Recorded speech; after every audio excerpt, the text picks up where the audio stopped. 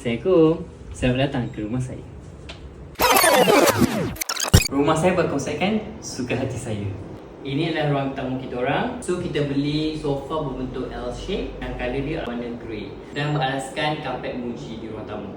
Ini adalah ruang yang kita dah extend, nampak macam small living hall. Bawah tangga ni saya buat store. Ini pula adalah island bar. Design pun boleh pilih je kat JSR Renovation. Lampu ni beli sendiri dekat Shopee. Cabinet ni memang fully 100% daripada JSR Renovation. Ini adalah dapur baru untuk kita masak-masak.